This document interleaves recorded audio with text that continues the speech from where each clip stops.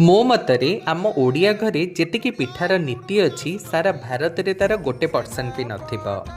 ଆଉ ସେଇ ପିଠା ଭିତରୁ ଗୋଟେ ଅତି ସ୍ୱାଦିଷ୍ଟ ପିଠା ହେଲା ମାଣ୍ଡୁଅ ପିଠା।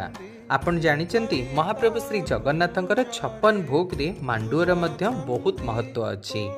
ତା ଛଡ଼ା ଆପଣ ଜଗନ୍ନାଥ ମନ୍ଦିର ଯାଉଥିବେ, ପ୍ରସାଦ ବି ଖାଉଥିବେ, କିନ୍ତୁ ବହୁତ କମ୍ ଲୋକ ଜାଣିଥିବେ କି ଏଇ ପିଠାକୁ ମାଣ୍ଡୁଅ ପିଠା ବୋଲି କହନ୍ତି।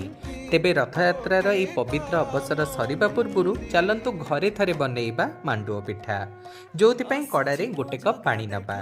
ଆଉ ଭଲ ବାସ୍ନା ପାଇଁ ଲବଙ୍ଗ, ଗୋଲମରିଚ, ପାନମଧୁରୀ, ଅଳେଇଚକୁ ଭଲରେ କୁଟିକି ପକାଇବେ।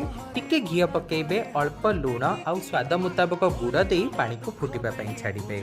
ଗୋଟେ କପ୍ ପାଣିରେ ଗୋଟେ କପ୍ ଅଟା, ଏଇଟା ହେଉଛି ତା ମେଜରମେଣ୍ଟ। ଭଲରେ ଜନ୍ତି ଥଣ୍ଡା କରିବେ।